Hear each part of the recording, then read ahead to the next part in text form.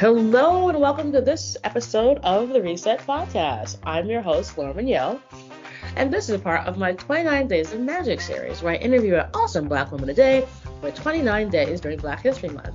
And this episode, I am delighted to have Nicole Simpson, who's director of DE&I at RAPP. She's got an amazing story. You're going to love her. Take a listen. Hi, Nicole. Hi, Laura. Delighted to have you on. Delighted to be here. It is an honor, my friend. Aw, thank you, girl. You know it is. Since you actually know all about the series, because you told me, you know what the first question is, and so I am very curious to hear what your answer is going to be. So, Nicole, what was your first job? I was a preschool aide, like a school aide. My younger sisters went to a preschool in my town, and I used to volunteer after school as a teacher's aide. And how annoying and traumatizing was that job? Let me tell you something. I have a story that I tell people frequently because I think actually now that I think about it, it probably set the tone for what I do for a living. I told this very cute Caucasian, blonde hair, blue-eyed 3-year-old to please stop doing something because he was being destructive. And he looked at me in the face and he said, "I don't have to listen to brown people." I'm sorry, what? You heard me. You heard me. Okay. And it's funny because I don't think I've ever made the connection until right now about how that. This explains what you do now. Okay. Yes, it explains so much because I had to, obviously report it, had a conversation with the parents afterwards who were like, "We have no idea where he learned this." I have a guess. Insert Spider-Man meme.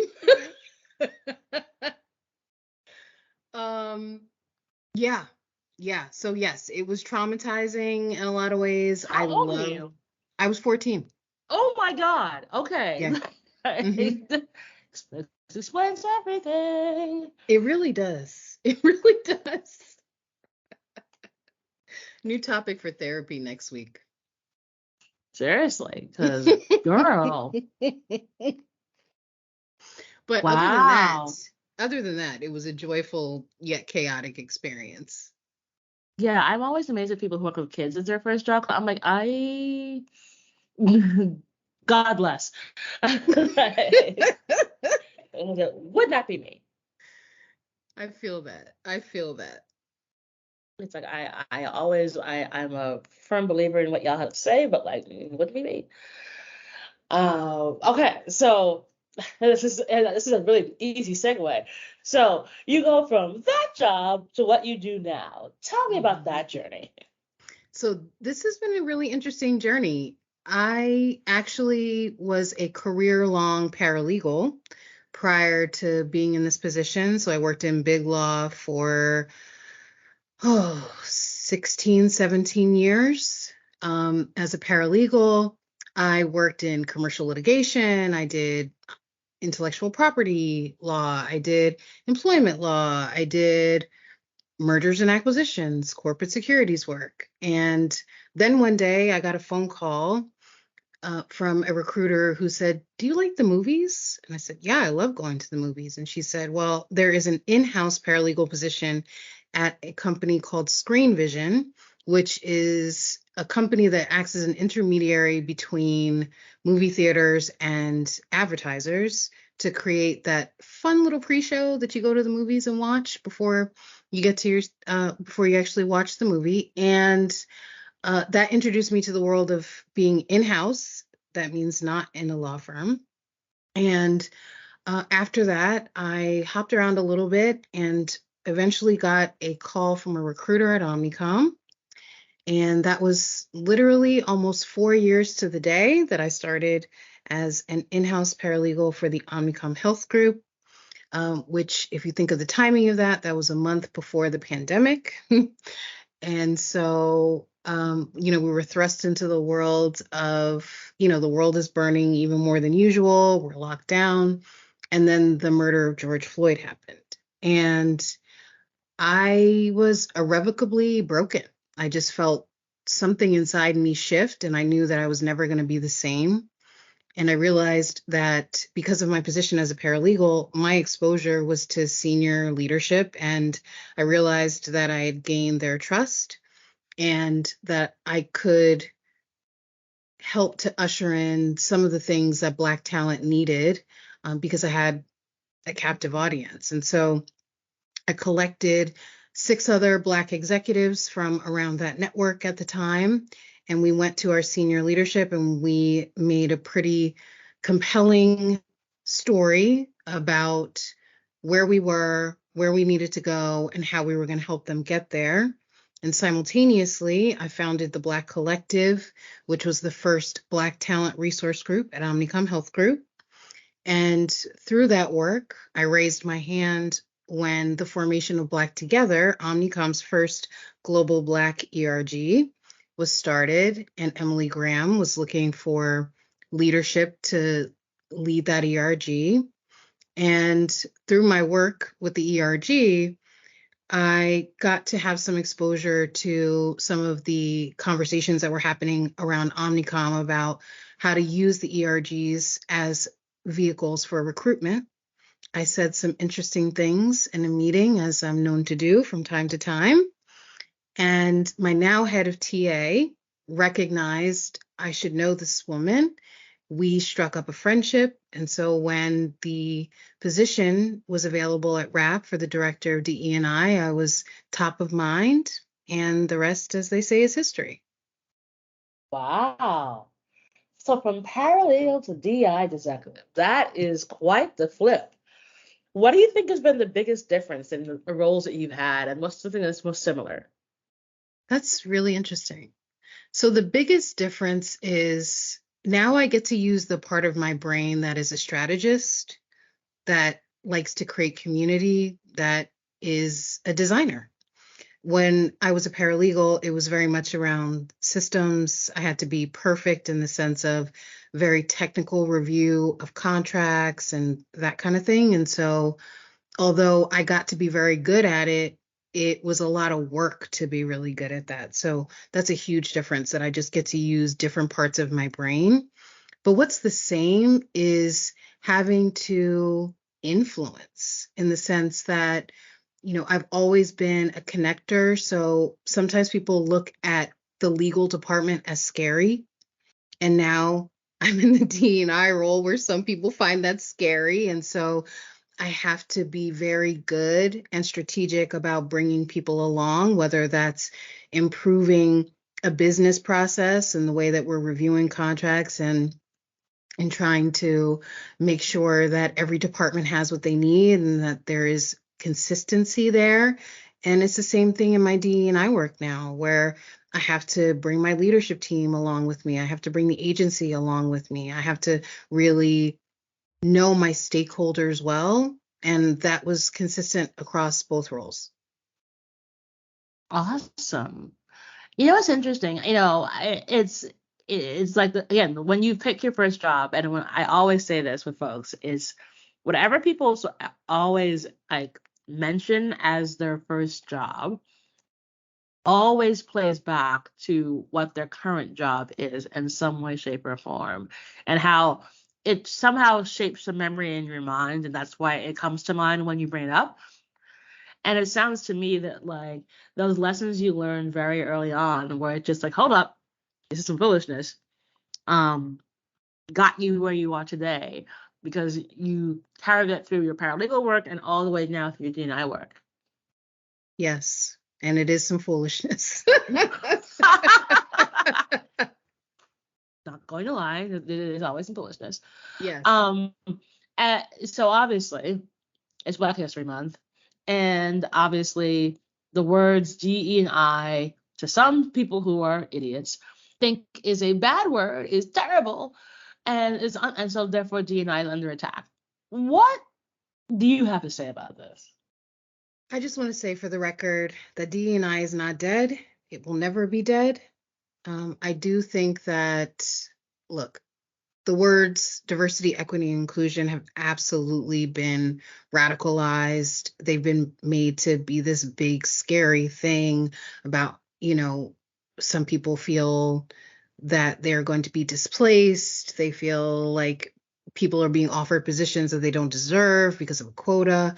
And I just want to completely eradicate all thought in that way. Because when I think of DE&I think of our humanity.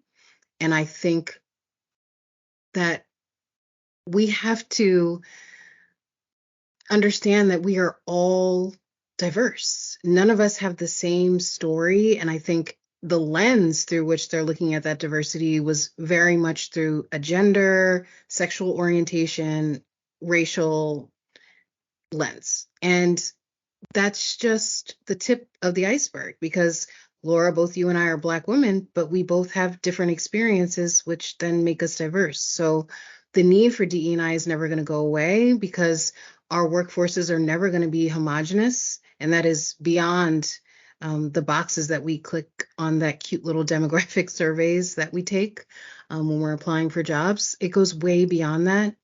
I read an article in Built In that says that there are 39 different levels of diversity in terms of the differences in us in the workforce.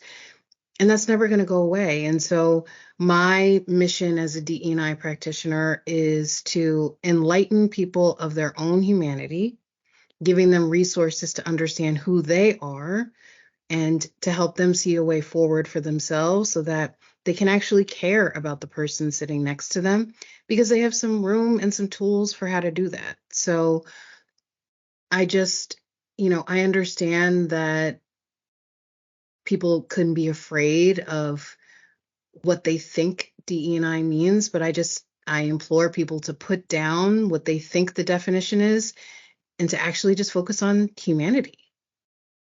Well, that's almost the holy grail of this. It's just be damn human. It's so annoying to me on so many levels. So obviously, how do you feel about all this BS that's gone on? I think it goes back to what I said, that people don't really understand themselves and therefore they are fearful. And, I think it's sad to me to see some of the conversations that I see happening in multiple spheres, right? Because you can look at, I don't remember the name of the company, nor do I want to name check them, but they are systematically taking down efforts in different spheres of influence that are trying to do good. And it's like, listen, do you know what you could do if you put that energy towards something Elsewhere. good? Like, the world is burning. Don't y'all have something else to do? So, it's just frustrating because I see so many places where if we were actually moving together in the same direction, that we could really have an impact on people's real experiences. I mean, we're talking about inflation and, can you put the efforts towards that? I don't know. Like, where are the firms fighting against the prices that we're paying at the grocery store? So I would implore people that feel like it's their mission to dismantle DE&I. Like, what are you really saying? What are you really doing?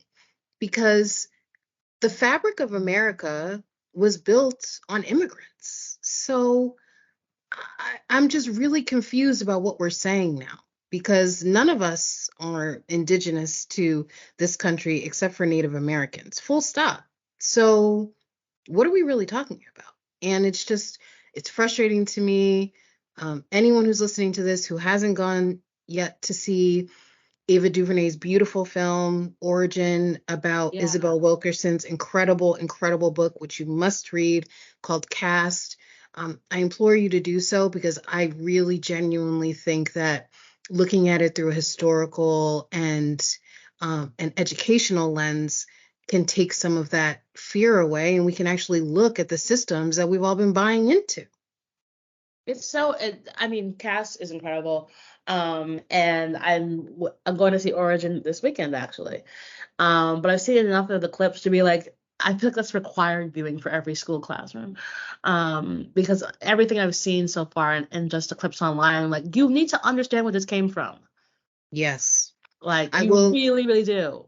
I will give you a trigger warning though, that I was not in the emotional place to go see the film at first. So steel yourself up. I went in completely not knowing what was coming, and this is not a spoiler in any way because it's literally in the opening, but it opens with Trayvon Martin.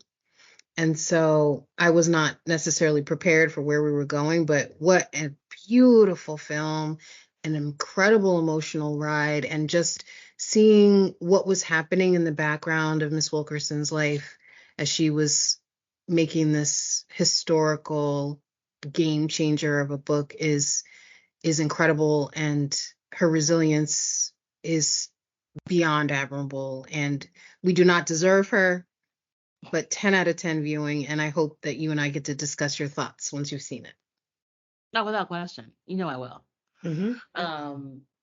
Because yeah, I think the issue that I have with so many people is that you were all ready for George Floyd in 2020, and saying you want to support, you put your little black squares up, and now you're banning Amanda Gorman's book. Mm-hmm. It's fear. And the fear is unfounded. I don't understand why they really think that you, just because how you treated us, if we somehow get some degree of power, we're going to do that to you. That's that fear, because that's what they know. They know a society that they help to shape that does that does not lift each other up, that does want to take and hold. And if you don't know anything else beyond that, of course you're afraid of that, because you know what you would do in that position because of what you are doing. And so that's why it goes back to my theory about maybe if I can get people to just give a damn about themselves, about the world around them, that we can change some of this.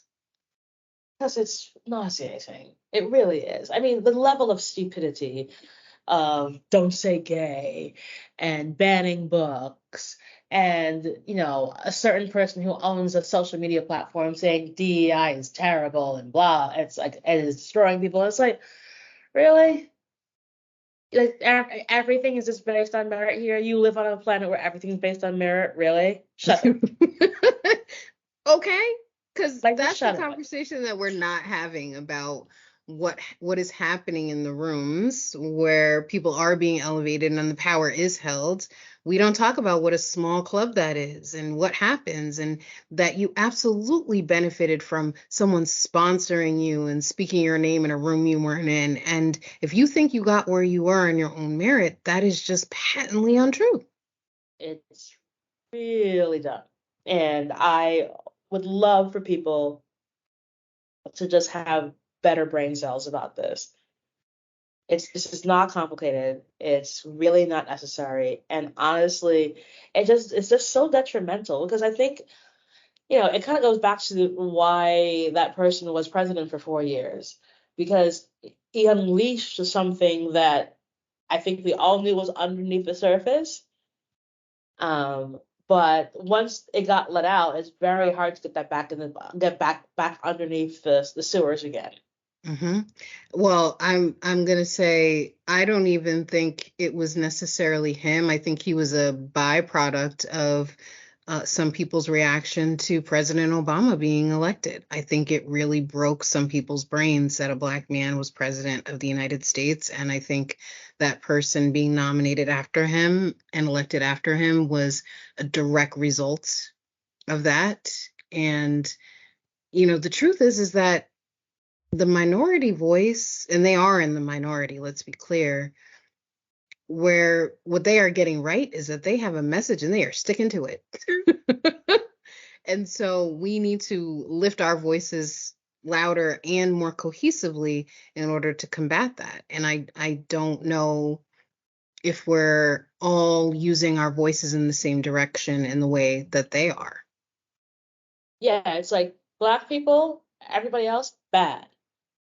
Mm-hmm. Um, And Mm-hmm. that's basically what it is. And Mm-hmm. because there's so many of us and so many different nuances, you've got black, white, gay, straight, LGBTQIA plus, and then you've got white women, you've got black women, you've got indigenous people. Because there's so many fiefdoms, it's hard to get everyone saying the same, singing the same song from the hymnal. Mm-hmm. And theirs is basically, again, if you're not white, you're bad. Like, it's a little bit. That's basically what it is. That's what's on the talking points sheet. That's it. But that's basically what it is. And Mm-hmm. everything else that well, they're grooming people. Then you find that they have like all these evil grooming things that they've done. And if they're saying that gay people at the end of the world, and it's like, well, they're all in the closet. Mm-hmm. Or somebody has a black girlfriend or a secret Mm-hmm. black child. And you're like, well, clearly there was some black person you liked. So the hypocrisy that I find amongst it all, it's just exhausting.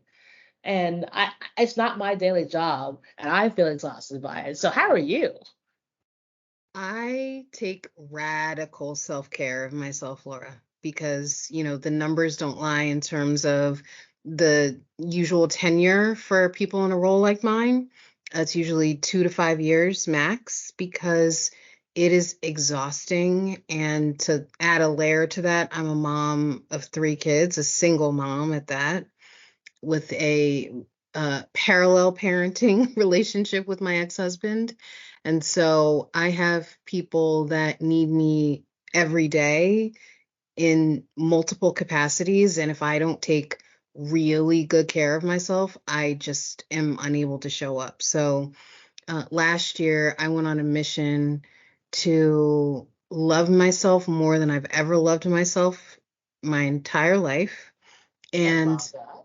yeah, and I have to say that, dating myself for the last year has been one of the most joyful experiences of my life because I'm rediscovering what makes me happy outside of the people that need me. That's my children, that's work, that's my friends, that's my family, all the different hats we wear. And I no longer feel bad about calling myself selfish. I absolutely am. You know why? Because the asks never stop coming. If I'm having a bad day, I'm still getting 10 people that need me that day. And my kids are still looking at me like, what is for dinner? Can you come play with us? We need to get washed up, right? Like it just does not stop. Hmm. So, I love to just take myself on fun experiences. I went to see SZA is my favorite artist, and I went to go see her twice by myself Yes, when girl. she was here in October. And I used to miss out on things because I was afraid of doing them alone, and I'm no longer afraid of being alone. So we have fun over here. So if you ever want to join me for an adventure, let me know. I am always down for adventure when I'm in town, which is not often, Not often. unfortunately. But I may show up and be like, hey, Nicole, I'm down. What's going? What's good? I love that you said that you fell in love with yourself in the past year. What was the moment that you knew that you were falling back in love with yourself? That I could look myself in the mirror when I was doing my mirror affirmations and I didn't look away when I said I love you. It didn't feel false anymore. It didn't feel like something I was forcing myself to do. Like I genuinely meant it. I could genuinely look at myself and say, I love you the way that I would say it to my children or to my friends or my mom. And I've been working, so I've been separated for 3 years. And um, that process was a real process of undoing, examining, and rebuilding. And so the rebuilding has been tremendous because I've really gotten to know myself. And I'm like, wait, I'm a really dope person. Like, I would kick it with me. And that just felt so good. I just stopped apologizing. I stopped feeling like I needed to shrink myself in order to be acceptable to someone, and understanding in the small moments that I was just genuinely, genuinely happy with who I am, how I'm showing up, being unapologetically myself, and being okay with being alone. I think my search for validation previously always kept me in this constant struggle of, am I good enough? Am I good enough? Am I good enough? Am I doing enough? Am I pouring out enough? And now I understand that just me showing up is more than enough. I love that. And so true. 'Cause I think we don't we often, it's especially, post COVID universe, I think everyone's just like, how do I fall back in love with myself? Because like we don't know ourselves anymore because we've all changed so drastically in the last 4 years. Like who we were on February 1st, 2020 is not who we are on February 1st, 2024. Like I'm grateful for that. I'll tell you that. and you're like, and yes. But it's very much that we've all gone through such a dramatic change and so much trauma that it's hard oftentimes to like, wrap your arms around it. Like it blows my mind that it's 2024. I'm like, really? Like, where did the I time go? it's surreal. But I will say that, one of the things that really helped me was discovering meditation because I needed to find a way to come back to myself. So you're right. The world does not look the same. We are not the same. And sometimes it's really difficult to live in that. And if you don't have a way to return to yourself, you can get lost in that. And so, now I have the superpower of being able to activate my third eye and know how to react to things better and know how to quiet my mind and, be still. That is something I learned how to do. Be still. So I think, my meditation practice, I do it every day. It's the first thing I do when I wake up in the morning. I pray and I meditate. I go to bed to sleep meditations. That has been a game changer for me. I listen to different ones depending on what I need that night. I think the one tonight will be a rest meditation. I'm tired. I'm tired. And I just think, finding ways to return to yourself, whatever that looks like for you. That could be through, you know, going in nature and putting your feet in some grass. I'm a beach girl. I live by the Jersey Shore, so going to the beach is my happy place, and I do that as often as humanly possible. And, just finding ways, small ways to reconnect with the universe, ground myself, they call it, and return back to myself. That's been the key to being able to continue to show up in a world that is literally burning around us.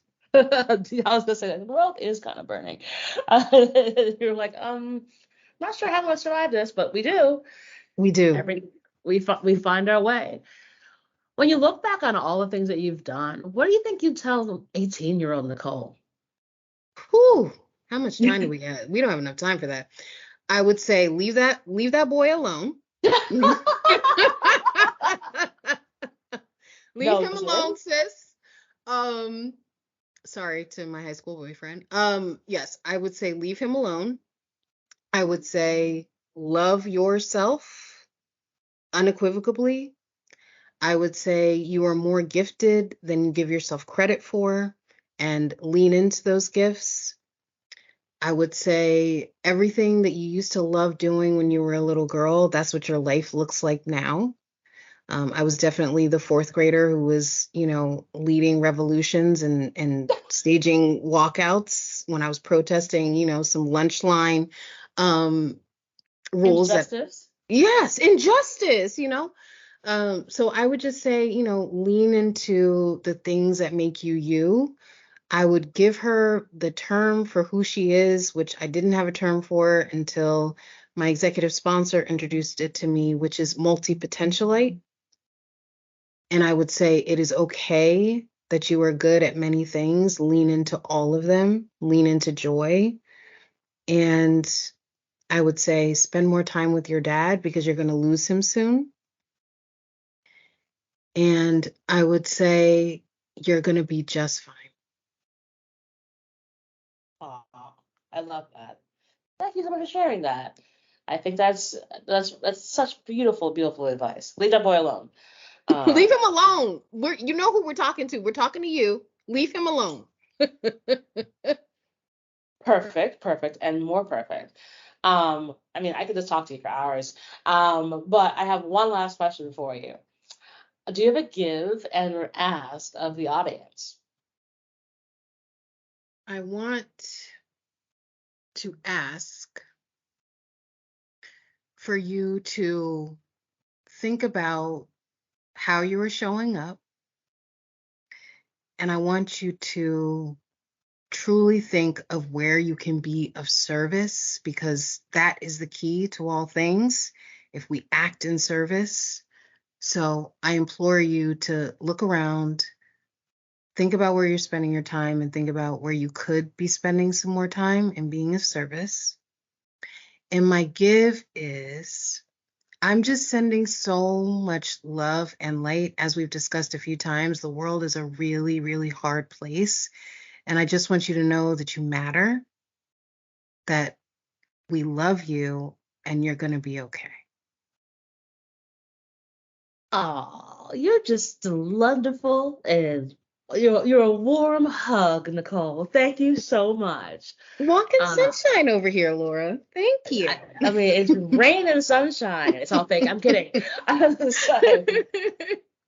So, but you were just a delight and so wonderful, and keep putting up the good fight.